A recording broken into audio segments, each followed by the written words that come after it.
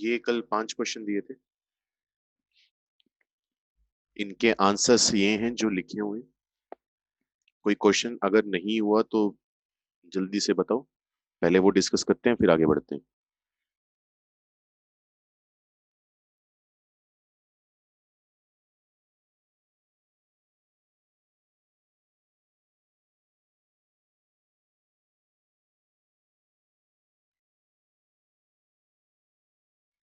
ज्योतिरादित्य कह रहा है पहले वाला।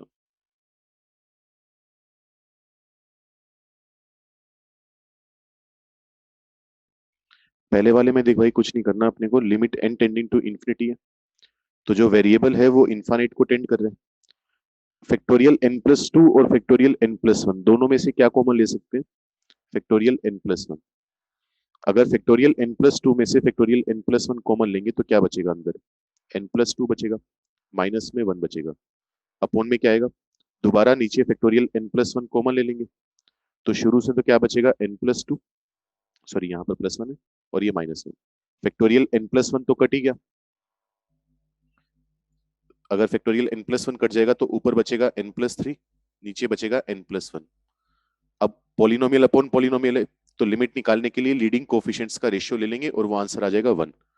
दूसरी बात, आंसर मैंने जल्दबाजी में अभी निकाले हैं, कोई आंसर मैच नहीं कर रहा, हो सकता है मैंने गलत भी लिख दी हो, कोई जरूरी नहीं है सही आंसर है ये।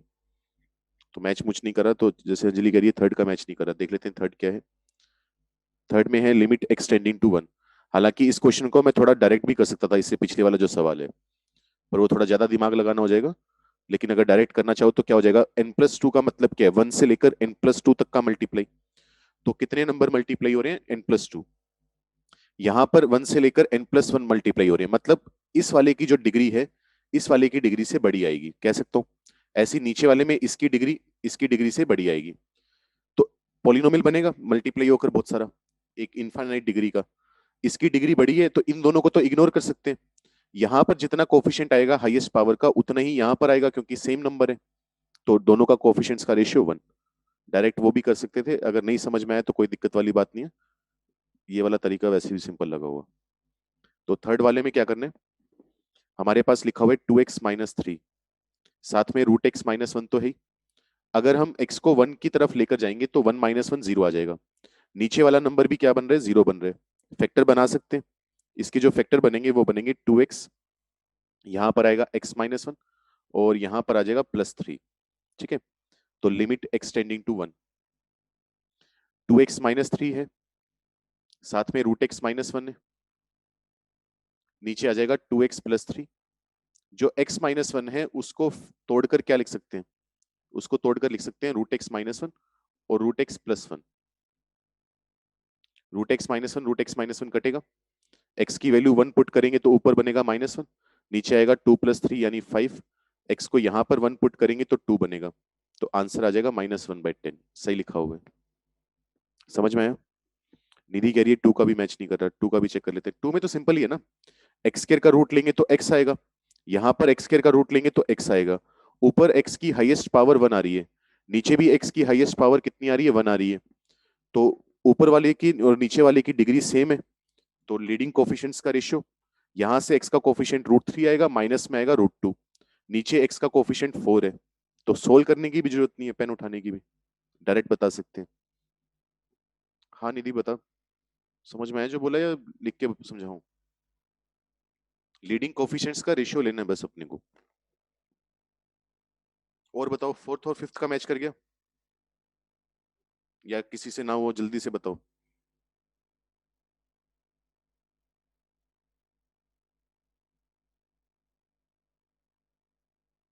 फिफ्थ वाला, फिफ्थ वाले में क्या करना है? Limit N tending to infinity है।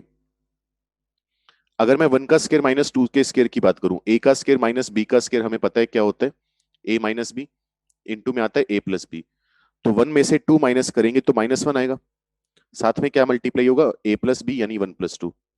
थ्री का स्केयर माइनस फोर का स्केयर, सेम काम इनके साथ करेंगे तो थ्री माइनस फोर कितना आ जाएगा? माइनस वन, साथ में आ जाएगा थ्री प्लस फोर। ऐसे फिर कितना आ जाएगा? Minus one, five plus six, चलता जाएगा। अपोन में कितना आ रहा है? एन स्केयर आ रहा है। अगर मैं सब में से माइनस का वन कॉमन ले लूं तो माइनस का 1 कॉमन लेने के बाद अंदर क्या बचेगा, 1 प्लस 2 प्लस 3 प्लस 4 चलता जाएगा, कितनी टर्म्स तक जाएगा, n टर्म्स तक जाएगा, अपॉन में है n स्क्वायर। 1 से लेकर n तक का सम हम जानते हैं कितना होता है, n into n plus 1 upon 2, ये होता है। ऊपर हम चेक कर सकते हैं, अगर मैं दोबारा लिख दूं, limit n tending to infinity minus n square minus n upon में आ जाएगा 2n स्क्वायर। ऊपर भी क्वाड्रेटिक है, नीचे भी क्वाड्रेटिक है, तो दोनों के लीडिंग कोफिशिएंट्स का रेशियो ले लेंगे। n स्क्वायर का कोफिशिएंट ऊपर -1 है, नीचे 2 है, तो -1/2 आंसर आ जाएगा। ज्योतिरादित्य ने बोले थर्ड का लास्ट स्टेप, भाई थर्ड में कुछ नहीं करा, root x minus one, root x minus one cut गया था अपने पास। बाकी जगह अगर मैं x की वैल्यू 1 पुट करता हूं तो कहीं पर भी दिक्कत नहीं आ रही, ना तो ऊपर जीरो हो रहा है, हालांकि ऊपर जीरो आ भी जाए तो उसको दिक्कत नहीं बोलते, और नीचे तो जीरो हो ही नहीं रहा। तो जिस फैक्टर से हमें दिक्कत थी वो फैक्टर हमने काट दिया, बाकी पूरे नंबर में direct x equal to 1 put कर दिया। तो 2 माइनस 3 कितना मिल जाएगा, -1, 2 प्लस 3 5 होगा, यहां पर 1 पुट करेंगे तो 1 प्लस 1 2 आ जाएगा। सोल्व करके आंसर आ गया बस, ठीक है। फोर्थ वाला रह गया, वो किसी का डाउट है या आगे बढ़े फिर, जल्दी से बताओ।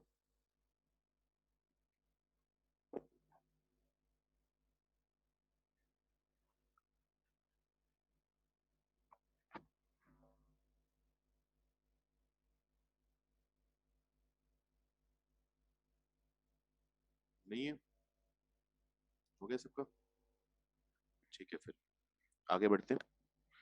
तो अब तक हम क्या क्या पढ़ चुके हैं, हम मेथड्स ऑफ फाइंडिंग लिमिट्स पढ़ रहे थे एक तरह से। हम अलग अलग टाइप के मेथड पढ़ चुके हैं, जैसे सबसे पहला मेथड हमने पढ़ा था फैक्टराइजेशन। जैसे यहाँ पर जो हमारे पास थर्ड क्वेश्चन है उसमें फैक्टराइजेशन ही यूज हुआ है, कि फैक्टर्स बना लो, जो फैक्टर से दिक्कत आ रही है वो काट दो, आंसर आ जाएगा। एक हमने कर लिया रैशनलाइजेशन, और तीसरा हमने पढ़ा था, अगर याद दिलाऊं तो, जब x इंफिनिटी को टेंड कर रहा हो, तो यहां पर उसके बहुत सारे सवाल हैं x इंफिनिटी को टेंड करने वाले। एक मिनट रुको यार, क्या हो गया ये, तो x को इंफिनिटी को टेंड करने वाले बहुत सारे सवाल हैं, और ये वाला जो सवाल है ये भी किससे हुआ, एक मिनट यार क्या हो रहा है।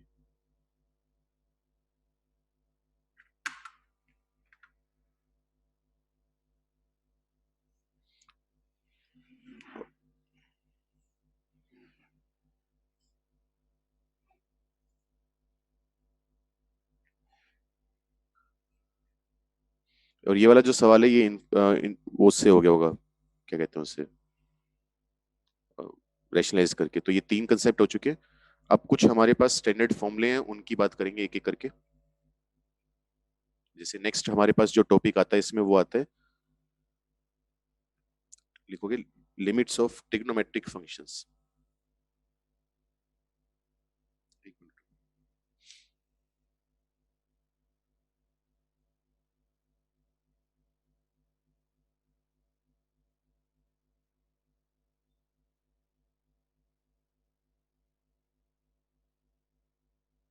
ट्रिग्नोमेट्री में हमारे पास कुछ स्टैंडर्ड लिमिट्स हैं, कुछ फॉर्मूले हैं, उनका डायरेक्ट यूज करेंगे अपने। जैसे फॉर्मूले क्या है, अगर कभी भी तुम्हारे पास बोल दिया जाए कि लिमिट x की 0 को टेंड कर रही है, ऊपर हो साइन x, नीचे हो x, तो साइन 0 कितना होता है, 0 होता है, नीचे भी 0 बन रहा है, 0/0 की इनडिटर्मिनेट फॉर्म बन गई, इसकी जो लिमिट निकल कर आती है वो 1 निकल कर आती है, ठीक है, ये बात ध्यान रखना। दूसरी बात, अगर इसी तरीके से तुम्हारे पास कभी भी आ जाए, जैसे यहां पर तो सिंपल x था, मान लो तुम्हारे पास एक fx आ जाए, fx जो है वो 0 को टेंड कर रहे, साइन के अंदर fx है, साइन के अंदर जो fx है वही एग्जैक्ट नीचे लिखा हुआ है fx, तो इसकी जो लिमिट आएगी वो कितनी आएगी, 1 आएगी। इसका एक छोटा सा एग्जांपल दे देता हूं तुम्हें। मान लो ये लिखा हो limit sign x+1 upon x+1, और x की लिमिट में बोल दूं -1, तो ऐसा नहीं है कि अगर x 0 को टेंड करेगा तभी ये फॉर्मूला काम करेगा। हमें बस इतना सोचना है कि अगर x -1 की तरफ जा रहे हैं तो साइन के अंदर जो एंगल है वो -1 + 1 0 हो जाएगा, जैसा एंगल अंदर लिखा हुआ है बिल्कुल एग्जैक्ट वैसा ही नीचे लिखा हुआ है, तो इसकी लिमिट ऑटोमेटिकली 1 आ जाएगी। बस हमें ये काम करना है, ठीक है। सेम काम किसके साथ होगा, टेन के साथ होगा, कि limit x tending to 0, 10x upon x। यहां पर भी देखो क्या होगा, 10 0 0 अपॉन में 0, तो 0/0 की इनडिटरमिनेट फॉर्म, इसकी भी लिमिट आती है 1। सेम इस तरीके से यहां पर लिखें कि मान लो f(x) एक फंक्शन है जो 0 को टेंड कर रहे हैं, साइन के अंदर वो फंक्शन है और उसी से हमने डिवाइड करवाया, सॉरी 10 के अंदर आएगा इस पर।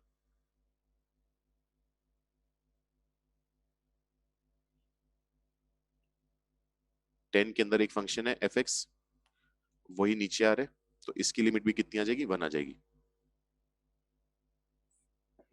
तीसरा हमारे पास आता है साइन इनवर्स x और टेन इनवर्स x का। Limit x tending to 0, sine inverse x upon x, इसकी लिमिट 1 आएगी। अगर f(x) 0 को टेंड करे तो sine inverse f(x) upon f(x), कैसा भी फंक्शन हो हमें दूर दूर तक कोई मतलब नहीं है, बस वो 0 को टेंड करना चाहिए और जितना अंदर नंबर आ रहा है उतना ही से डिवाइड होना चाहिए, और सेम आ जाएगा ten inverse x upon x के लिए।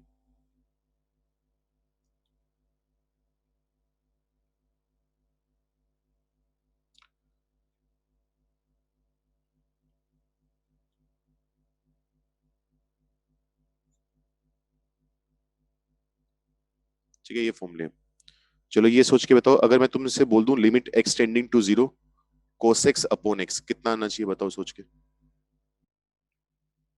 शशांक कह रहा है 0/L'Hopital रूल। भाई L'Hopital रूल मैं पहले भी बोल चुका हूँ, नहीं लगाना, कितनी बार तो बोल चुका हूँ, मतलब अगर x को 0 की तरफ लेकर जाओगे तो cos 0 कितना होता है, 1 होता है, नीचे 0 बनेगा, 1/0 क्या हो जाएगा, नॉट डिफाइंड।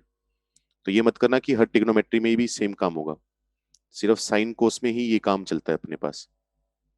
ठीक है, तो ये कुछ फॉर्मूले हैं। बाकी दो रिजल्ट हम और लिख रहे हैं, ये एक तरह से फॉर्मूले नहीं होते लेकिन इन पर सवाल नॉर्मली पूछ लिया जाता है, तो लिख ही लो।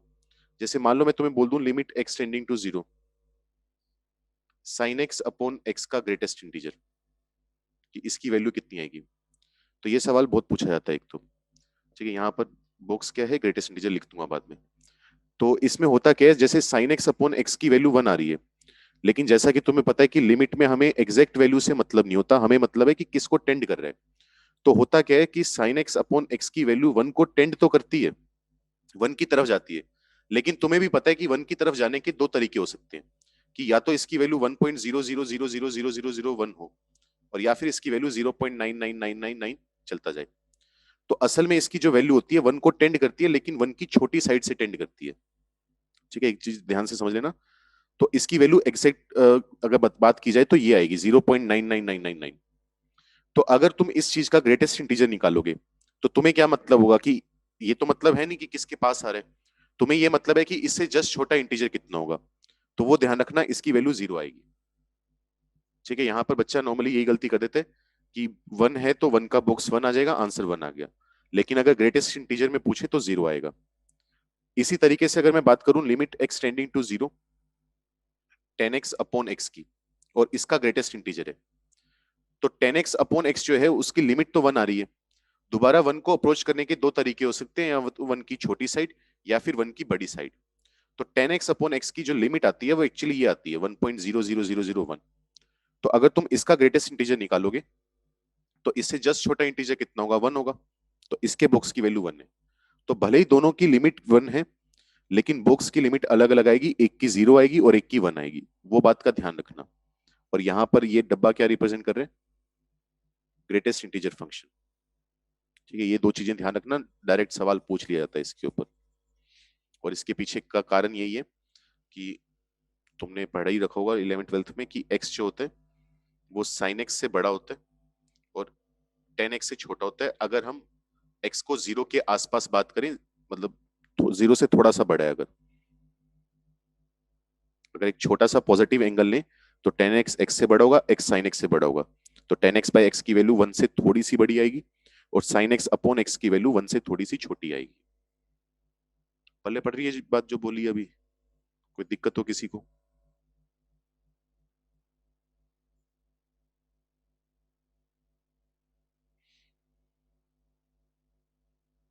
बोलो भाई, किसी को परेशानी है कुछ तो।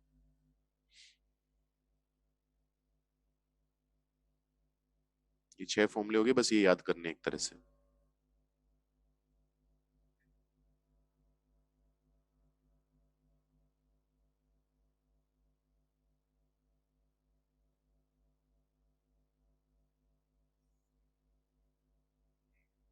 चलो फिर क्वेश्चन लिखो।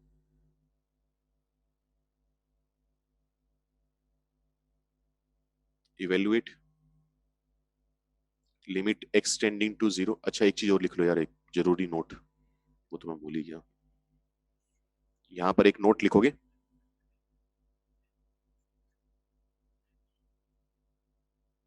द एंग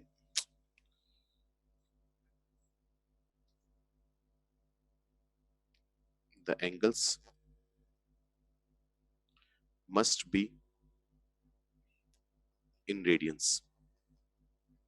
जो यहाँ पर सारे एंगल लिखे हुए हैं ना, जैसे साइन एक्स अपॉन एक्स में एक्स के एंगल का काम कर रहे हैं, ये एंगल रेडियन में होगा तभी इसकी लिमिट वन आएगी। डिग्री में लोगे तो लिमिट वन नहीं आएगी। तो इस बात का ध्यान रखना।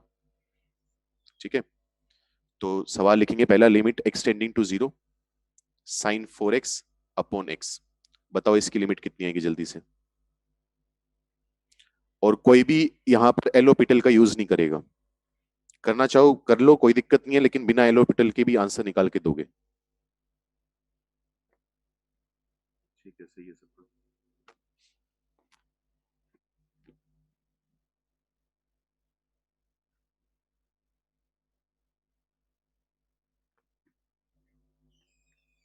नहीं दीपिका, वन नहीं आएगा इसका आंसर। इसमें ये चीज सीखनी है अपने को। क्योंकि हो क्या रहा है, मैंने बार बार जोर देकर बोला यही बात, कि साइन के अंदर जो एंगल है वो एग्जैक्ट एंगल नीचे होना चाहिए। लेकिन साइन के अंदर यहाँ पर एंगल 4x है, नीचे x है। तो हमें थोड़ा जुगाड़ लगाना पड़ेगा। जुगाड़ कैसे? अंदर जो एंगल है उसको तो x कर नहीं सकते, लेकिन नीचे वाली वैल्यू को जरूर 4x कर सकते। तो मैंने 4 से नीचे मल्टीप्लाई कर दिया, 4 से ऊपर मल्टीप्लाई कर दिया। अब जो साइन 4x अपॉन 4x है, साइन के अंदर एंगल जीरो है और एग्जैक्ट वही एंगल नीचे आ रहा है जीरो। तो इस पार्ट की लिमिट तो कितनी होगी? साइन 4x अपॉन 4x की 1 होगी। तो आंसर आ जाएगा 4। ये काम करना है बस अपने को। ठीक है, तो उस बात का ध्यान रखना। अच्छा मान लो मैं तुमसे बोल दूं evaluate limit x tending to zero 10, या जीरो छोड़ो, limit x tending to 1 10 x square minus 1, और नीचे लिखा हुआ है x माइनस 1। इसकी लिमिट बताओ जल्दी से कितनी आएगी।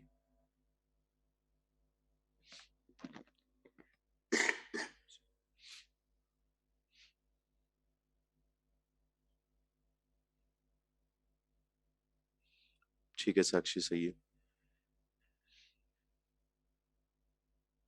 बिना डिफरेंशिएट करे हुए। ज्योतिरादित्य बच्चे x प्लस वन कैसे आ सकती है? जब x की तो लिमिट डाल ही रही है ना, x की वैल्यू तो डाल ही रही है 1। तो लिमिट x में नहीं आ सकती कभी भी, अगर x की वैल्यू ही पुट कर रहे हो। सही है, लगभग सभी बच्चों का सही आ रहा है। क्या करेंगे? 1 - 1 जीरो होते, 10 के अंदर वाला एंगल जीरो हो रहा है, लेकिन एग्जैक्ट जीरो नीचे नहीं लिखा हुआ। तो मुझे दिख रहा है कि नीचे एग्जैक्ट जीरो बनाने के लिए मैं क्या करूंगा, 10 एक्स स्क्वायर माइनस 1 है, नीचे मुझे एक्स स्क्वायर माइनस 1 बनाना होगा। तो एक्स माइनस 1 तो पहले से दिख रहा है, एक्स प्लस 1 से मल्टीप्लाई कर दिया। अब जो एंगल टेन थीटा के अंदर आ रहा है वही एंगल हमारे पास नीचे लिखा हुआ है। लेकिन अगर एक्स प्लस 1 से नीचे मल्टीप्लाई किए तो एक्स प्लस 1 से ऊपर भी मल्टीप्लाई करना होगा। तो इसकी लिमिट तो कितनी बन गई, 1 बन गई। बाकी जो पार्ट है ये वाला पार्ट, इसमें अगर एक्स को 1 पुट कर दें तो कोई फर्क पड़ता नहीं। तो 1 + 1 कितना आ जाएगा, 2 आ जाएगा। तो इसका आंसर 2 है। समझ में आ रहा है ना क्या कर रहे हैं?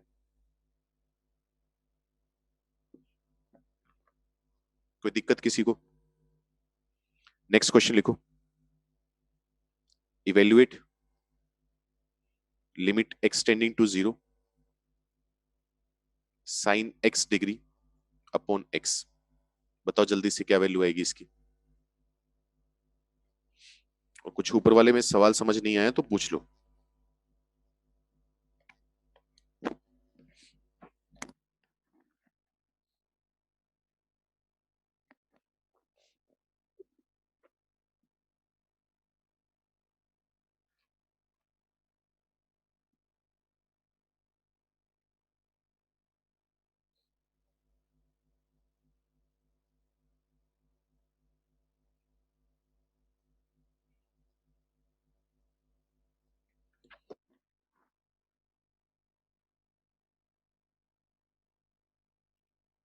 नहीं निधि, नोट डिफाइंड नहीं है, आंसर आएगा।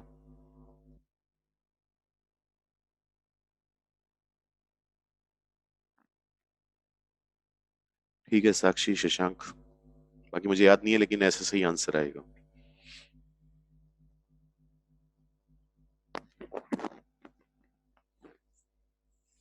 नहीं अंजलि, एग्जैक्ट आंसर बता दे, 57 तो लगभग अप्रोक्सीमेट वैल्यू हो जाती है, एग्जैक्ट निकाल लेंगे अपने। तो यहाँ पर दिक्कत क्या आ रही है कि जो एंगल है वो डिग्री में दिया हुआ है, और नीचे अभी नोट क्या लिखा है हमने थोड़ी देर पहले, कि the angles must be in radiance. तो हमें इस एंगल को पहले कन्वर्ट करना पड़ेगा रेडियन में। तो डिग्री से रेडियन में जाने का तरीका क्या होता है कि इसको 180 बाई पाई से, सॉरी, पाई बाई 180 से मल्टीप्लाई कर देंगे। तो अब हम देख सकते हैं कि साइन, अगर एक्स को जीरो पुट करूंगा तो साइन के अंदर वाला एंगल जीरो हो रहा है, तो वही एग्जैक्ट जीरो नीचे बनाना पड़ेगा। तो एक्स इंटू पाई बाई 180 करना पड़ेगा। अब नीचे मल्टीप्लाई करें तो ऊपर भी करना पड़ेगा। अब साइन के अंदर जीरो, वही जीरो नीचे आ रहा है, तो वैल्यू कितनी आ जाएगी, पाई अपॉन 180। ये आंसर है। तो इस बात का भी ध्यान रखना होगा अपने को। अगला सवाल लिखो। तो फिलहाल तो बहुत सिंपल से सवाल चल रहे हैं, बस डायरेक्ट यूज करने हैं अपने को। Limit x tending to zero. मान लो मैं तुमसे बोल दूं 10 ax अपॉन 10 bx, इसकी वैल्यू बताओ कितनी आएगी जल्दी से।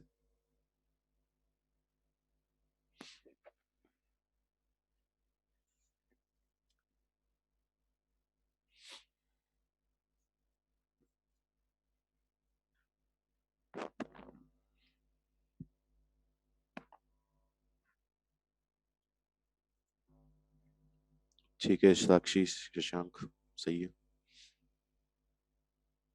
नहीं शशांक तेरा गलत है भाई। अंजलि दीपिका निहारी का सही है तुम्हारा। ठीक है, सबको आ ही रहा है समझ। तो क्या करेंगे,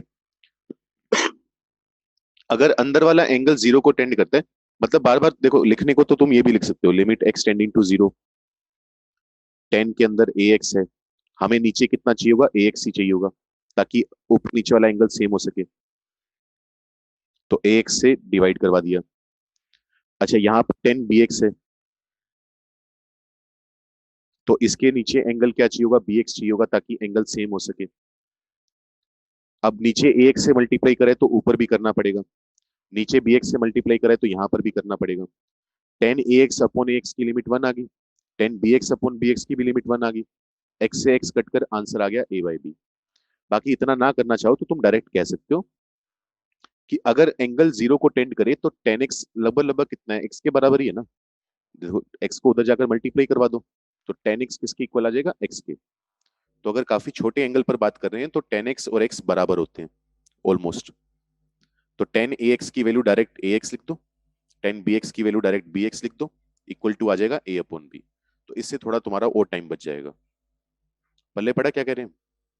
प्रॉपर लिखना चाहो तो ऊपर वाला तरीका है ही, नहीं तो ये डायरेक्ट जुगाड़ लगा लिया करो।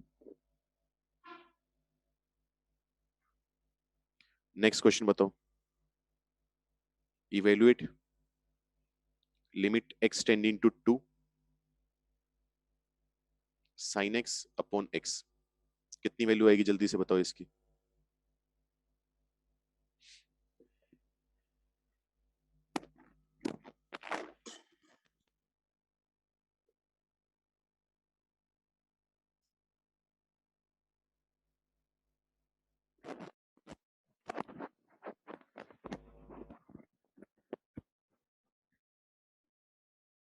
नहीं गलत बता रहे हो, बस एक दो बच्चों का सही आ रहा है, अभिनव का और अंजलि का।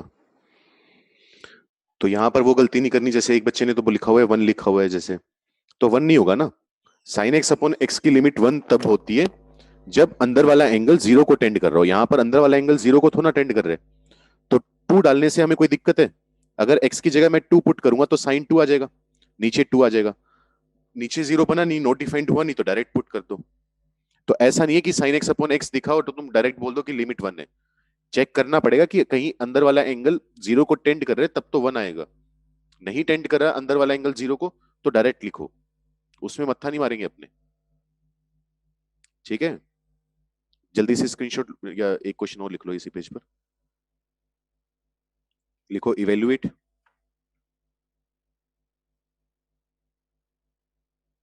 Limit x tending to zero 1 minus cos 2x upon x square. जल्दी से बताओ क्या होगा। योगेश भाई कहाँ पर मैसेज कर रहे हो, तो व्हाट्सएप कर रहे हैं क्या? हाँ ये वाला मैसेज तो आ रहा है भाई तेरा, जो तूने लिखा है आपके पास मेरे मैसेज आ रहे हैं। और कौन सा मैसेज कर दिया तूने?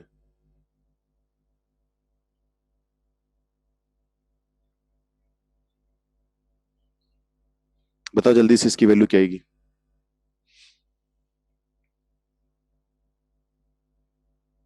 हाँ सब क्या आ रहे हैं।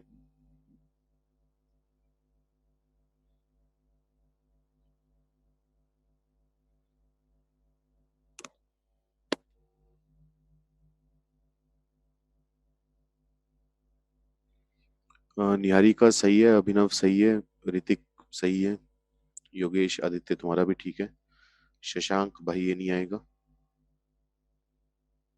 कुछ नहीं करना अपने को, बस ट्रिग्नोमेट्री के थोड़े से फॉर्मूले याद होनी चाहिए।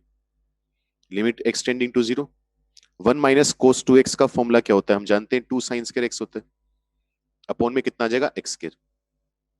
वही ऊपर वाला जुगाड़ फिर लगा लो। अगर x जीरो को टेंड करे तो साइन x किसके बराबर होगा, लगभग लगभग x के बराबर होगा ना। तो इसको 2x square upon x square लिख दो, कितनी आ जाएगी वैल्यू, 2 आ जाएगी। ये आंसर आ गया बस। ठीक है, या फिर इसी चीज को क्या लिख सकते हो, 2 into sine x upon x का होल स्क्वायर। तो अगर x जीरो को टेंड कर रहे हैं तो साइन एक्स अपॉन एक्स की लिमिट 1 होती है, 1 का स्क्वायर 1 इंटू 2 करोगे तो आंसर 2 आ जाएगा।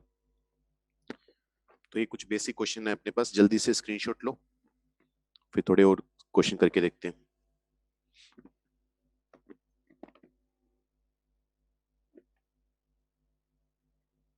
तो इसमें जो छोटी छोटी बातें पता चली हैं बस वो ध्यान रखनी है कि एक तो ऊपर नीचे वाला एंगल सेम होना चाहिए। जैसे थर्ड क्वेश्चन में हमने सीखा कि अगर डिग्री का पंगा पड़ जाए तो क्या करना है। जो चार पांच पांचवा सवाल है उसमें हमने सीखा कि अगर साइन एक्स अपॉन एक्स आए तो ये नहीं कि 1 लिख दिया, चेक करो एंगल जीरो है या नहीं है। ये छोटी छोटी बातें होती हैं जहां पर वो कभी कभी फंसाता है, कि मेंस में तो वैसे भी ज्यादा टफ क्वेश्चन पूछता नहीं है। बढ़े आगे, चलो नेक्स्ट क्वेश्चन लिखेंगे। Evaluate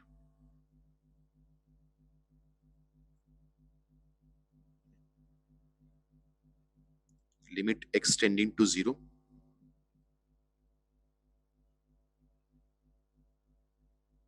x cube cot x upon 1 minus cos x. जल्दी से बताओ इसकी क्या वैल्यू आएगी।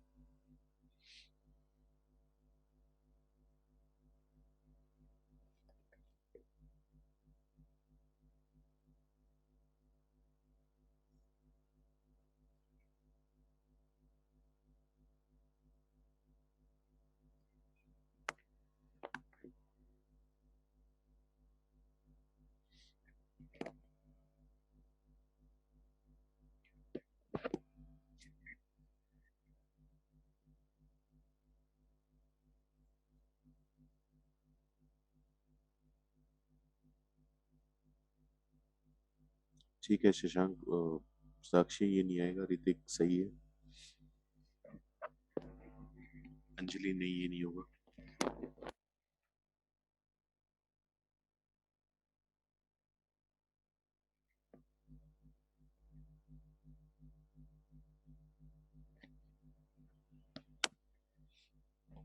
वही ट्रिग्नोमेट्री के फॉर्मूले लगाने हैं बस। आदित्य ये नहीं है भाई, अभिनव तेरा सही है।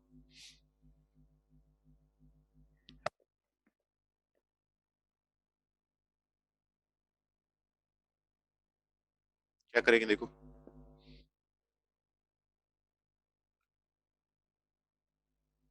एक तो कोटेक्स को मैं नीचे ले जाऊं तो ये बन जाएगा 10x। 1 माइनस कोसेक्स कितना होता है, 2 साइन स्क्वायर x बाई 2 होता है, फॉर्मूला अपने को पता होना चाहिए, equal to limit x tending to zero. ऊपर तो एक्स क्यूब है, अगर 10x के अंदर वाला एंगल जीरो को टेंड कर रहा है तो 10x को x ही लिख सकते हैं डायरेक्ट, इंटू में 2 तो है ही।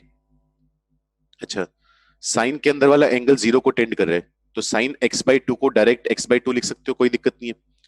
साइन का स्केयर है तो x बाई 2 का स्केयर भी आ जाएगा। इतना काम हो गया। अब चेक करो, एक्स क्यूब ऊपर आ रहा है, नीचे कितना आ रहा है, x into x square, x cube वो तो कट ही गया। नीचे है 2 का स्केयर यानी 4, 2/4 1/2 होगा, ऊपर जाकर कितना बन जाएगा 2। ये आंसर है बस। बड़ा पल्ले क्या किया?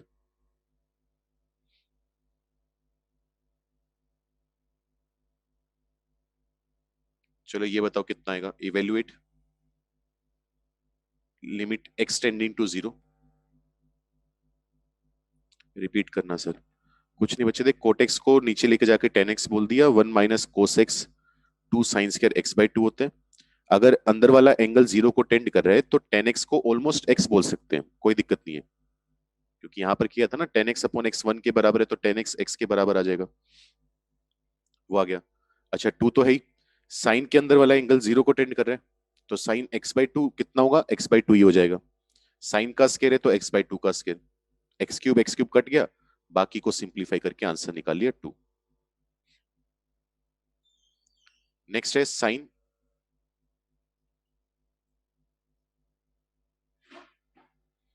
x का ग्रेटेस्ट इंटीजर अपॉन x। इसकी लिमिट बताओ कितनी आएगी, 0 आएगी, 1 आएगी, क्या आएगा? और यहां पर जो ये डब्बा लिखा हुआ है वो ग्रेटेस्ट इंटीजर है।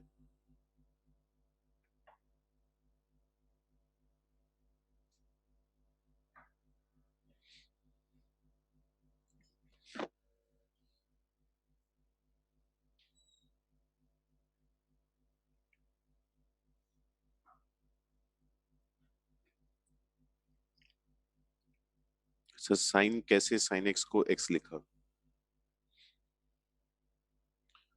देखो बच्चे, करने को तो ये भी कर सकते हैं, मैं दूसरा तरीका भी करके दिखा देता हूँ, पर उतना फिर मेहनत कभी कभी ना थोड़ी कैलकुलेशन ज्यादा हो जाती है। जैसे x क्यूब है, अपॉन में 10x था, हमने 10x को x से डिवाइड कर दिया, डिवाइड करे तो मल्टीप्लाई भी करना पड़ेगा। 2 है, उस 2 को बाहर निकाल लिया, अंदर है साइन x/2, साइन के अंदर जो एंगल है उसी एंगल से हम डिवाइड कर देंगे, साइन का स्केयर है तो पूरे का स्केयर आएगा। अब यहां पर हमने अपनी फॉर्म बनाने के लिए x/2 के स्केयर से डिवाइड करें, तो x/2 के स्केयर से मल्टीप्लाई भी करना पड़ेगा। 10x अपॉन x, इस हिस्से की लिमिट तो होगी 1। साइन x/2 अपॉन x/2, इसकी लिमिट भी कितनी आ गई, 1 आ गई। सब कुछ कर कराकर हम क्या बोल सकते हैं, limit x tending to 0 x cube upon 2x। x/2 का स्केयर करेंगे तो कितना आ जाएगा, x²/4।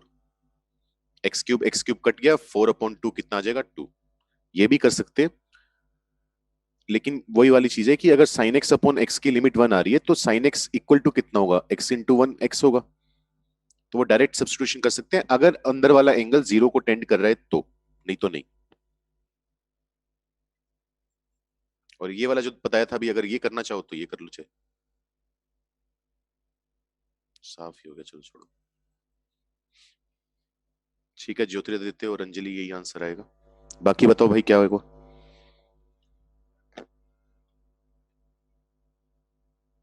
नहीं नहीं नहीं, गलत बताया तुमने, ये मैंने क्वेश्चन गलत दे दिया, अभी देने वाला ही नहीं था इस सवाल। अगर स्क्रीनशॉट लेते हो तो कोई दिक्कत नहीं है। एक मिनट रुको, साफ मतलब सवाल मैंने गलत टाइम पर दे दिया, अभी तो ये बातें करनी चालू ही नहीं हुई। इसका आंसर आएगा नोट डिफाइंड। नोटबुक में लिख लिया है तो उसको काट लो, यहां से तो मैं साफ कर ही रहा हूं, इसको बाद में करेंगे, क्या समझ जाओगे। चलो मैं समझा देता हूँ, बाकी इस टाइप के सवाल मैंने बाद में करवाने, अब लिख दिया तो देख ही लो। क्या लिखा था मैंने, evaluate limit x tending to 0, बाद में उतनी दिक्कत नहीं आएगी फिर। और यहाँ पर ये क्या है, डब्बा क्या है, ग्रेटेस्ट इंटीजर फंक्शन है। तो होता क्या है, यहाँ पर छोटा सा एक इश्यू आ गया कि जब भी ग्रेटेस्ट इंटीजर वाली बात आ जाए तो हमें कभी कभी एलएचएल आरएचएल अलग अलग करके देखना पड़ता है। बाद में एक्सप्लेन करूंगा क्यों क्या कैसे। तो तुम क्या चेक करोगे, तुम ये चेक करोगे कि अगर x 0 को टेंड कर रहा है, अगर x 0 को टेंड कर रहा है तो साइन x की वैल्यू किसको टेंड करेगी, 0 को टेंड करेगी। अब 0 कैसा नंबर है, इंटीजर है, तो अगर बॉक्स के अंदर तुम्हारे पास इंटीजर बन रहा हो तो तुम्हें एलएचएल आरएचएल अलग अलग करना पड़ेगा। अब पहले बात करते हैं जैसे एलएचएल की। एलएचएल x टेंडिंग टू 0, किसकी लिमिट निकालना चाह रहे हैं अपने, साइन x का ग्रेटेस्ट इंटीजर, अपॉन में है x। इसका मतलब ही क्या होता है एलएचएल निकालने का मतलब, कि x जो है वो 0 को टेंड तो करेगा लेकिन किस तरफ से, माइनस वाली तरफ से। ठीक है, अपॉन में कितना आ जाएगा x। अब साइन x की वैल्यू 0 पर कितनी होती है, 0 होती है, लेकिन एंगल जो है वो एग्जैक्ट 0 तो है नहीं, वो क्या कर रहा है, 0 को टेंड कर रहा है। कौन सी तरफ से, छोटी तरफ से। तो इसके अंदर जो एंगल बनेगा वो कितना बनेगा, माइनस का 0.00001 आएगा। समझ रहे हो बात?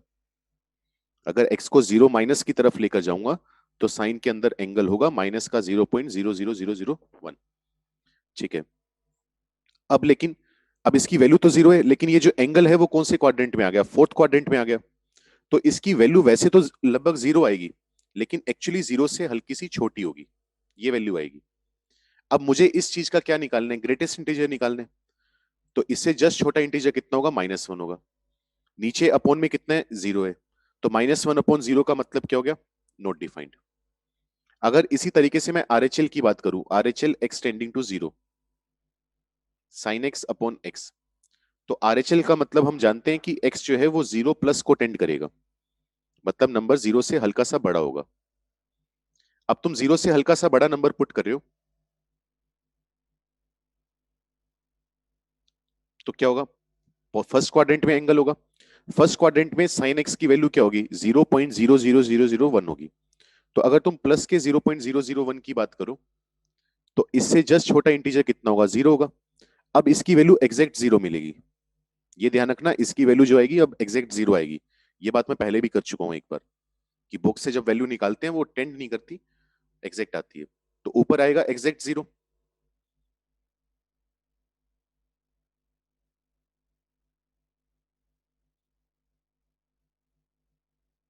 अच्छा, नीचे जो x लिखा हुआ है वो सिर्फ 0 को टेंड कर रहा है, वो अभी पूरा 0 हुआ नहीं है। तो एग्जैक्ट 0 अपॉन टेंडिंग टू 0 एक बार पहले बात कर चुके हैं, 0 आएगी। तो तुमसे RHL पूछ ले तो 0 आएगी, LHL पूछ ले तो डिफाइंड नहीं है, इंफिनिटी मिल रही है, माइनस इंफिनिटी मिल रही है। और लिमिट की बात करें, limit of x tending to 0, sine x का greatest integer upon x does not exist. कुछ पल्ले पड़ा, हाँ या ना? थोड़ा बहुत अगर समझ में आया हो तो। LHL नहीं आया, पहले तो एक बात समझ लो कि इन दोनों चीजों में फर्क है, जो मैंने फॉर्मूला लिखवाया और जो ये लिखी है। यहां पर साइन एक्स अपॉन एक्स का ग्रेटेस्ट इंटीजर था पूरे का, यहां पर साइन एक्स का ग्रेटेस्ट इंटीजर है, अपॉन में सिंपल एक्स है। तो ज्योतिरादित्य भाई, मैंने ये बोला है कि हम LHL की बात करेंगे तो हम एक्स को 0 की तरफ तो लेकर जाएंगे, लेकिन नंबर क्या होगा, 0 से हल्का सा छोटा होगा। तो साइन के अंदर एंगल क्या डलेगा, 0 से जस्ट छोटा नंबर, -0.00001। तो एंगल नेगेटिव आ रहा है ना, नेगेटिव एंगल आने का मतलब कौन सा क्वाड्रेंट की बात हो रही होगी, यहां पर एंगल 0 होता है।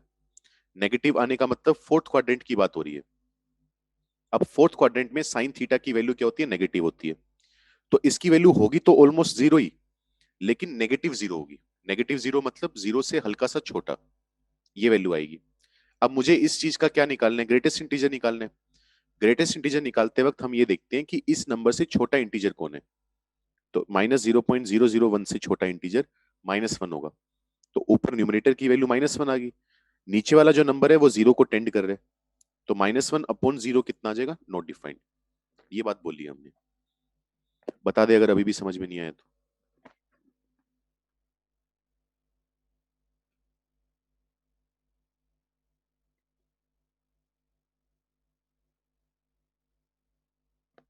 और बोलो भाई, किसी को दिक्कत हो। RHL पूछना हो कि क्यों एग्जैक्ट 0 अपॉन टेंडिंग टू 0 आया, कुछ भी।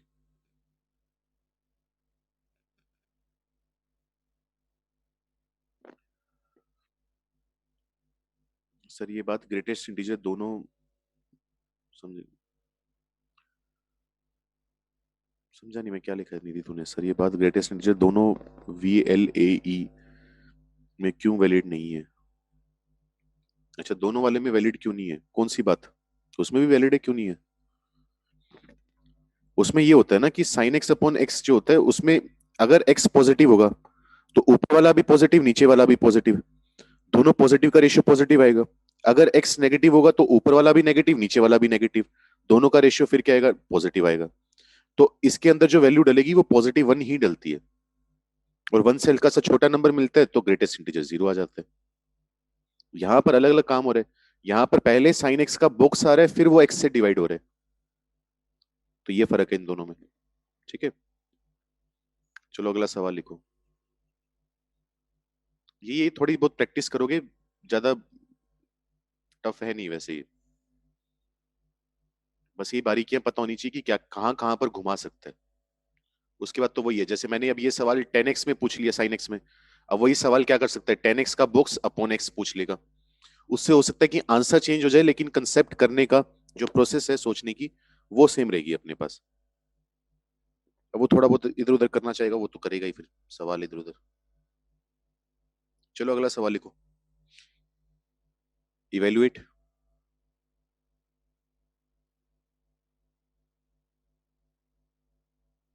Limit x tending to infinity, x cos pi by 4x sine pi by 4x। बताओ जल्दी से इसकी लिमिट कितनी आएगी।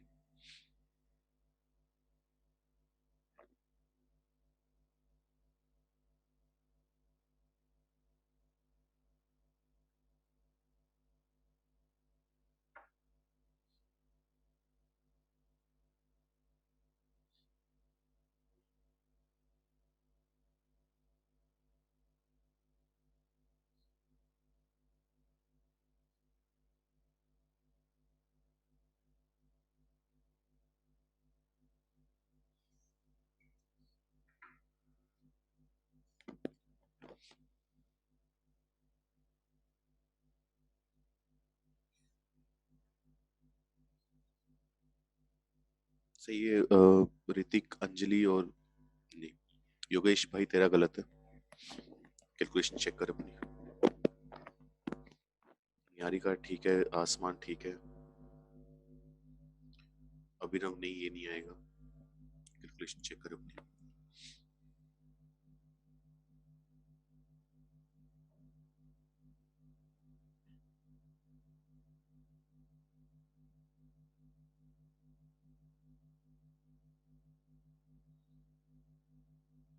साक्षी सही है। तो क्या करेंगे, चलो देखो। लिमिट है एक्स टेंडिंग टू इन्फिनिटी। हमें जब भी कोस और साइन मल्टीप्लाई में दिख जाए और उनका एंगल सेम हो, तो हमारे दिमाग में एक ही फॉर्मूला आना चाहिए कि 2 sin theta cos theta sin 2 theta के बराबर होता है। तो ये फॉर्मूला बनाने के लिए मुझे क्या करना पड़ेगा, 2 से मल्टीप्लाई डिवाइड करना पड़ेगा। तो 2 cos pi by 4x into में है sin पाई बाय 4x, 2 से मल्टीप्लाई कर दिया और 2 से ही डिवाइड कर दिया, इक्वल टू में है limit x tending to infinity. x/2 तो है, 2 sin थीटा कोस थीटा बन जाएगा sin 2 थीटा। sin 2 थीटा मतलब sin पाई बाय 2x। अब अगर मैं नोटिस करूं, तो साइन के अंदर जो एंगल है वो पाई अपॉन इन्फानाइट यानी जीरो हो रहा है। तो साइन के अंदर एंगल जीरो है, तो उसी एंगल से हम क्या कर देंगे, डिवाइड कर देंगे, और उसी एंगल से बाद में मल्टीप्लाई कर देंगे। इतनी काम बनेगा। चेक करो, साइन एक्स अपॉन एक्स, इसकी लिमिट तो कितनी आ जाएगी, 1 आ जाएगी। एक्स से एक्स कटेगा, कट कटाकर हमारे पास क्या बच जाएगा, पाई बाय 4। ये आंसर है। ठीक है, किसी को कुछ समझ में नहीं आया तो पूछ लो। अगला सवाल लिखो। इवेल्युएट, या आप कुछ घर से करके लाओगे। चलो मैं कुछ सवाल लिख रहा हूँ, इनको घर से करके लाना होगा।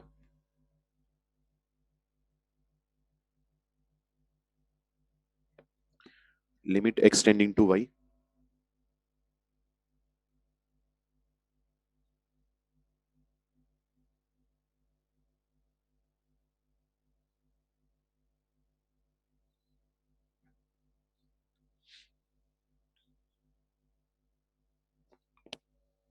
चलो एक थोड़ा सा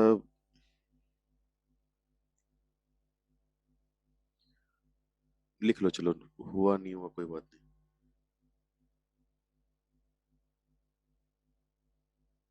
किसी में भी एल ऑर्बिटल यूज नहीं करना है।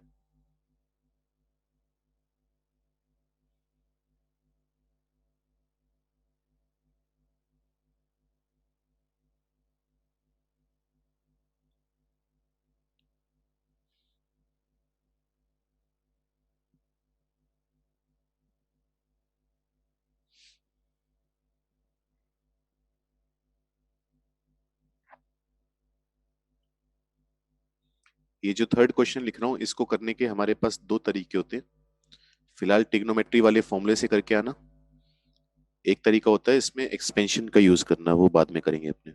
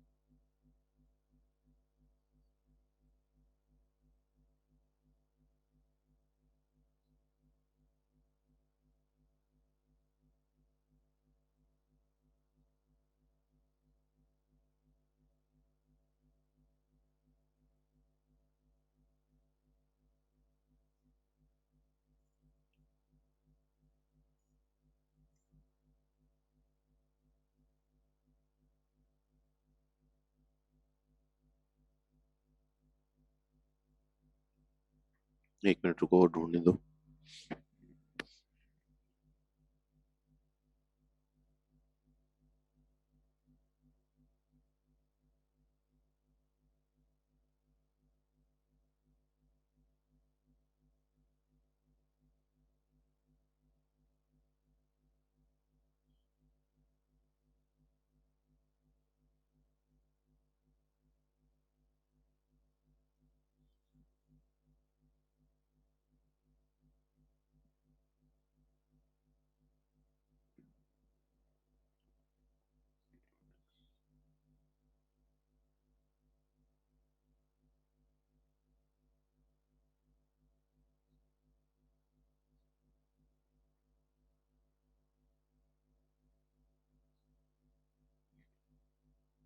ये 6 सवाल हैं, स्क्रीनशॉट ले लो।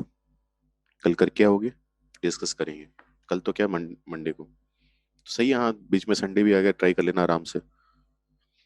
सेकंड वाला ट्राई कर लेना, थोड़ा इसमें एक ट्रिक सी छुपी हुई है। सेकंड वाला थोड़ा ढंग से सोचना। हो गया स्क्रीनशॉट वगैरह?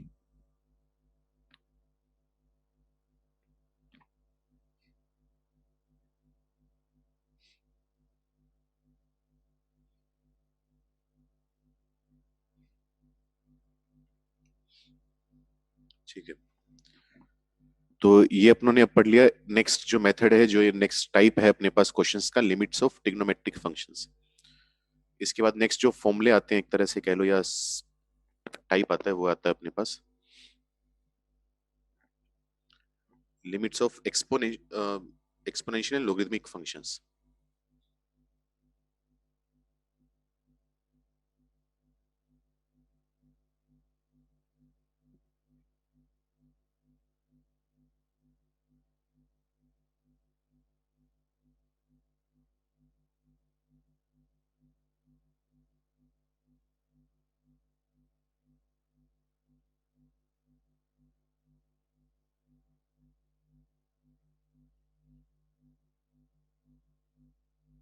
इसमें भी बिल्कुल ट्रिग्नोमेट्रिक की तरह ही हमारे पास कुछ फॉर्मूले हैं स्टैंडर्ड, जो हमें याद रहने चाहिए, जिनकी हेल्प से हम क्वेश्चन करेंगे। तो मान लो तुम्हारे पास कभी भी आ जाए कि लिमिट x टेंडिंग टू 0 है, a की power x minus one upon x। पहले तो चेक करो फॉर्म क्या बन रही है। अगर तुम x को 0 पुट करोगे तो a की पावर 0 कितना हो जाएगा, 1 हो जाएगा। 1 माइनस वन 0 आएगा, अपॉन में भी 0 आएगा, तो 0/0 की फॉर्म बन गई। अब इसकी जो वैल्यू आती है सोल्व करने के बाद, वो आती है हमारे पास ln a, जो इसका फॉर्मूला बनता है। और यहां पर एक बात का ध्यान रखना, जहां पर भी मैं a लिख रहा हूं वहां पर a पॉजिटिव है। पॉजिटिव के लिए ही बात करते हैं, नेगेटिव के लिए हम बात नहीं करते, क्योंकि तुम्हें पता ही है बेस की दिक्कत आती है वो। इसी फॉर्मूले को अगर स्पेसिफिक केस के बारे में बात की जाए, इस एक स्पेशल केस कि मान लो a की जगह e हो जाए, तो e की power x minus one upon x. तो सॉरी, a की जगह e पुट करें तो ln a का मतलब कितना हो जाएगा, ln e हो जाएगा। और ln e हम जानते हैं 1 होता है, तो इसकी वैल्यू 1 आ जाएगी।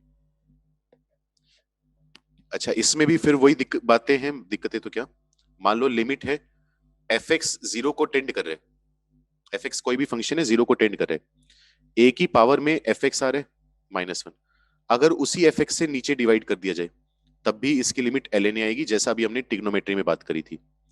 बिल्कुल वैसे ही इसमें भी बोल सकते हैं, अगर मान लो एफ एक्स जीरो को टेंड कर रहे, ई की पावर एफ एक्स है -1 अपॉन एफ एक्स, तो इसकी लिमिट हमेशा 1 होगी। बस इतना ध्यान रखना है, जितना ऊपर पावर में है उतने से ही डिवाइड हो। ये तो हुआ एक्सपोनेंशियल का। इसी तरीके से हम बात करते हैं लोगरिथमिक की। तो मान लो तुम्हारे पास limit x tending to zero हो, यहां पर लिखा हो l N one plus x, और इसको डिवाइड कर दिया जाए एक्स से, तो चेक करो, अगर एक्स जीरो है तो वन प्लस जीरो वन आएगा, एल एन वन जीरो होता है, अपॉन में जीरो, तो इसकी लिमिट कितनी आएगी, 1 आएगी। और इसको भी अगर एक्सटेंड करा जाए, जनरलाइज करा जाए, तो एफ एक्स जीरो को टेंड करना चाहिए, L N one plus F x, जो नंबर अंदर वन में ऐड हो रहा है उसी नंबर से हम यहां पर डिवाइड करवा देंगे, तो लिमिट 1 आ जाएगी। ये बेसिकली 3 फॉर्मूले हैं, ये ध्यान रखना, यहां पर एल एन होगा यानी बेस ई होगा तभी 1 आएगी, अगर बेस चेंज हो जाएगा तो लिमिट भी चेंज हो जाएगी। ठीक है, उस बात का ध्यान रखना। कुछ बेसिक क्वेश्चन से स्टार्ट करते हैं। जैसे मान लो मैं तुम्हें बोल दूं evaluate limit x tending to 2 L N, यहां पर है x+1 अपॉन में है x-2। जल्दी से बताओ इसकी लिमिट कितनी आएगी।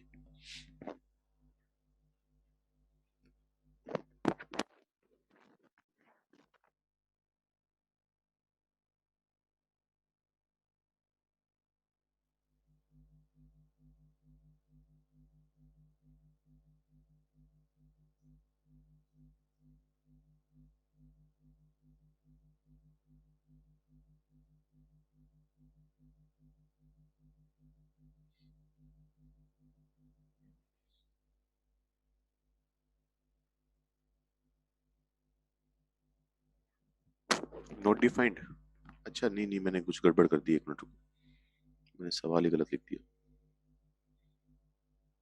यहाँ पर तुम लिखोगे limit L N x-1 upon x-2, sorry ये आएगा।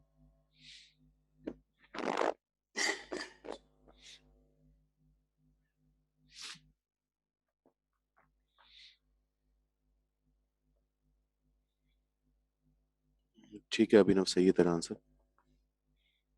साक्षी ऋतिक ठीक है,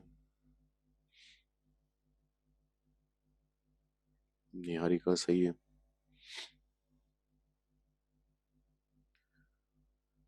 तो तुम क्या ऑब्जर्व करोगे यहाँ पर, अगर x 2 को टेंड कर रहे हैं तो ln के अंदर नंबर क्या बनेगा, 2 - 1 1 बनेगा, तो ln 1 ऊपर जीरो बन रहा है, नीचे 2 - 2 है वो भी जीरो बन रहा है। बस इसने बस वैसी शक्ल नहीं दी जैसा हमने फॉर्मूला पढ़ा है। तो limit x tending to 2 ln, यहां पर हमें 1 प्लस एफ एक्स चाहिए, तो 1 अपनी मर्जी से अलग कर लेंगे, अगर 1 ऐड करे तो 1 सब्ट्रैक्ट भी करना पड़ेगा, तो ये बन गया। अब चेक करो ln के अंदर 1 प्लस कितना बन रहा है, जीरो बन रहा है, एक्स को 2 पुट करोगे तो जीरो बन रहा है, और वही जीरो नीचे लिखा हुआ है, तो इसकी लिमिट डायरेक्ट कितनी बोल देंगे, 1। ये आंसर है। अगला सवाल लिखो, evaluate limit x tending to 4 ln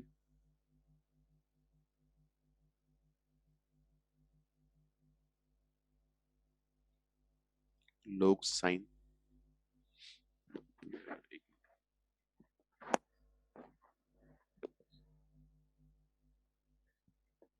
1 plus sine x-4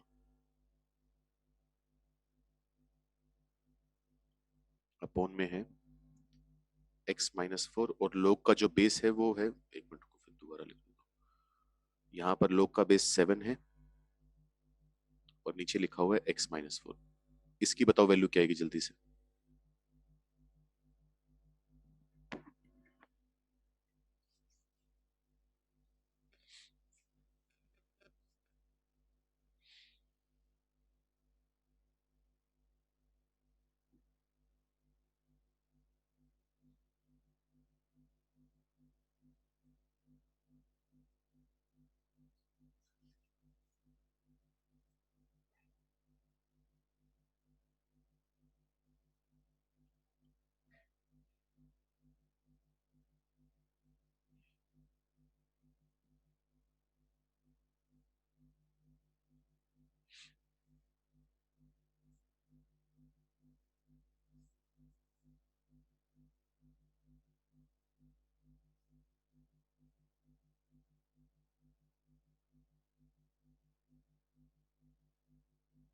साक्षी नहीं, आंसर 1 नहीं आएगा इसका।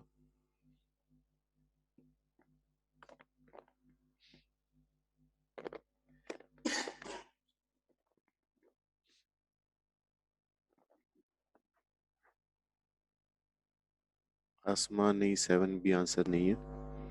आदित्य तेरा ठीक है। योगेश नहीं, ये नहीं होगा। जो तेरा आंसर आया उसका रेसिप्रोकल होगा एक्चुअली। चेक कर कैलकुलेशन अपनी।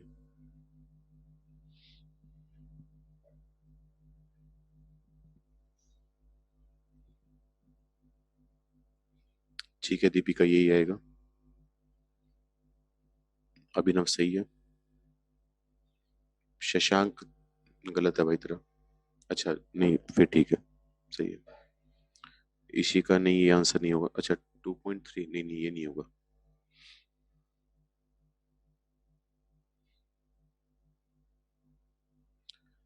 देखो दिक्कत क्या है, सबसे बड़ी दिक्कत तो यहाँ पर एक यही है कि बेस 7 आ गया। हमें पता है कि प्रॉपर्टी तभी काम करेगी जब बेस ई होगा। तो हमें लोग की बस दो चार प्रॉपर्टी पता होनी चाहिए बेसिक, उनमें से एक यूज हो जाएगी। तो जैसा कि हम जानते हैं लोग ए टू द बेस बी हो, तो इनको अलग अलग किया जा सकता है। लोग ए अपॉन में हम लिख सकते हैं लोग बी। अब ऊपर वाले का और नीचे वाले लोग का जो बेस है वो सेम होना चाहिए। जितना बेस लोगे में होगा उतना ही बेस लोग बी में होगा। बाकी हमारी इच्छा है, जो मर्जी सेट करना चाहें। तो वो सेम काम मैं यहां पर कर लेता हूँ। लिमिट एक्स टेंडिंग टू 4 कर लेते हैं। अच्छा ऊपर वाला लोग अलग कर लेते हैं, एल एन 1 + sin x - 4। नीचे वाला जो 7 का लोग है वो अलग कर लिया, ln 7। साथ में x - 4 चल ही रहे। अब हमने क्या करा, बेस 7 था उसको कन्वर्ट करके हम ई में ले आए। अब लिमिट एक्स टेंडिंग टू 4 है। ln के अंदर 1 अगर x 4 की तरफ जा रहा है तो 4 - 4 कितना आएगा, 0 आएगा। तो साइन 0 कितना होगा, 0। तो ln के अंदर 1 में 0 ऐड हो रहा है, तो वैल्यू कितनी आ जाएगी। डायरेक्ट वही काम कर सकते हैं, ln 1 + x लगभग लगभग किसके बराबर है, x के बराबर है। तो ऊपर वाले को रिप्लेस करके हम क्या लिख देंगे, साइन x - 4। वो भी कर सकते हो कि x - sin x - 4 से ऊपर नीचे मल्टीप्लाई करा, लिमिट 1 होगी तो साइन x - 4 बच गया। ये डायरेक्ट लिख लो, थोड़े 2 4 सेकंड बच जाते हैं और तो क्या है बस। साइन x - 4 अपॉन x - 4, इसकी लिमिट 1 आ जाएगी। तो आंसर आ जाएगा 1/ln 7। अब ये भी तुम जानते हो कि अगर 1/ln a दिया हो या तुम्हारे पास दिया हो कभी भी 1/log a to the base b, तो इसको ऊपर लेकर जाओगे तो इंटरचेंज हो जाता है, b to the base a आ जाता है। तो इसी चीज को अगर लिखना चाहो तो 7 बेस में आ जाएगा, ई ऊपर आ जाएगा। तो ये आंसर है, लोग e to the base 7, या फिर कह लो 1/ln 7। दूसरी बात, अगर कभी भी तुम्हें वो क्वेश्चन में लोग दे दे, अगर मान लो लिखा हो लोग 1 + x, बेस ना दे, तो तुम्हें मानकर चलना है कि बेस उसका क्या होगा, ई होगा। ठीक है, वो चीज ध्यान रखना। पल्ले पड़ा क्या करा है, क्या क्या दिक्कतें थी, क्या किए। कोई दिक्कत हो, किसी को ना समझ में आए हो। बस ये दो प्रॉपर्टी लगाई हैं, लिख भी देता हूं मैं इनको।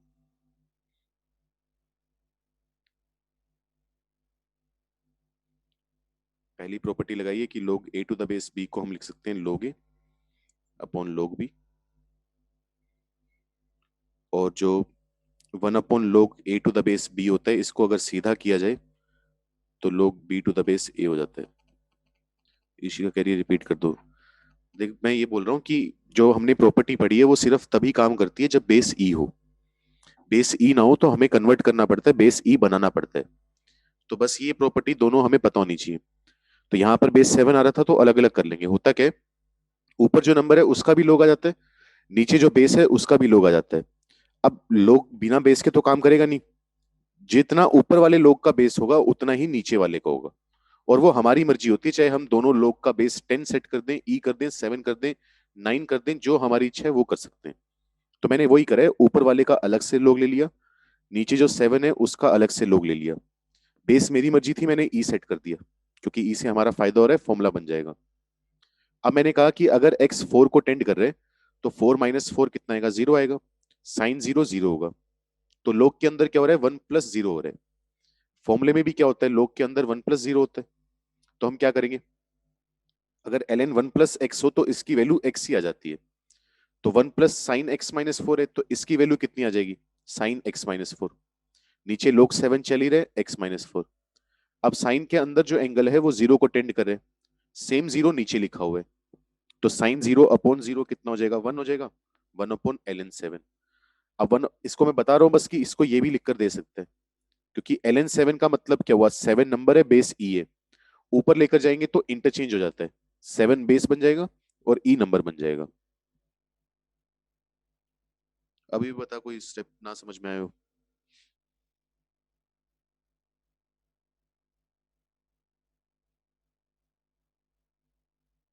कोई दिक्कत तो कुछ?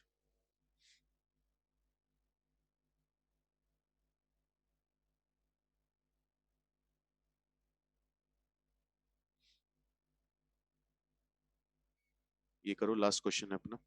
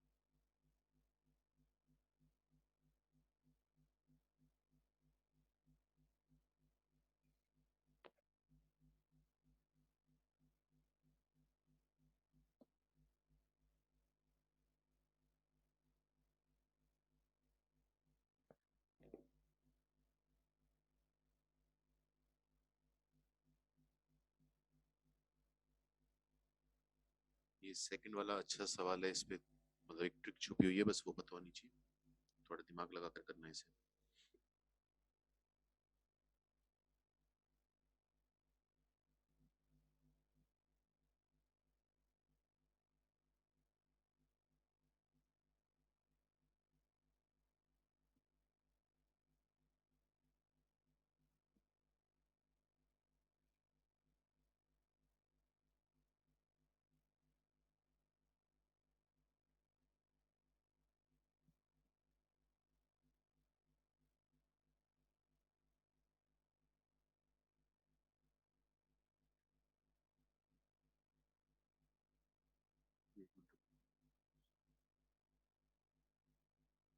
आंसर है नहीं ऊपर वाले सवाल का, मैं अभी सोल्व कर देता हूँ, उससे मैच कर लेना।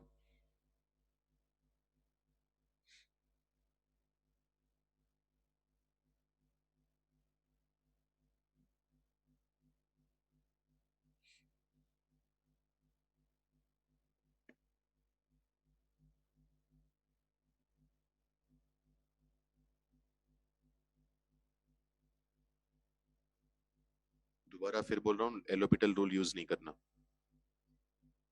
हर क्लास में 4 4 बार बोल रहा हूँ और तब भी कर रहे हो तो बेशरम हूँ।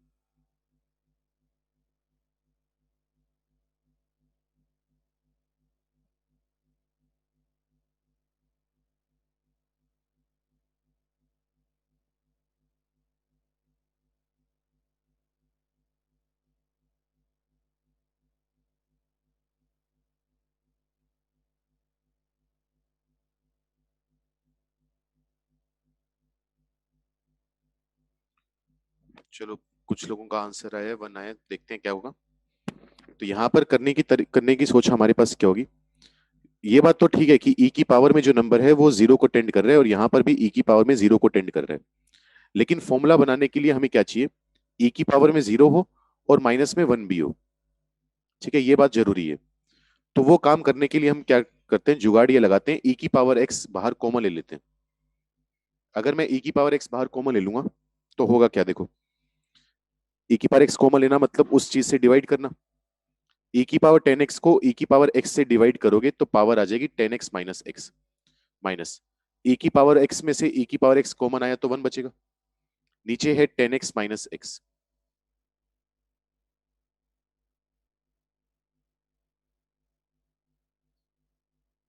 सारा ही साफ हो गया। e की power 10x minus x minus 1 बचेगा, इसके अपोन में कितना है 10x माइनस x। अब चेक करो, अगर e की पावर में चेक करें, अगर x 0 को टेंड करे तो 10 0 0 माइनस 0 0, e की पावर में 0 आ रहा है, माइनस 1 है, जितना पावर में है एग्जैक्ट उतना ही नंबर नीचे आ रहा है, तो ब्रैकेट में जो लिखा हुआ है उसकी लिमिट कितनी बोल सकते हैं, 1 बोल सकते हैं।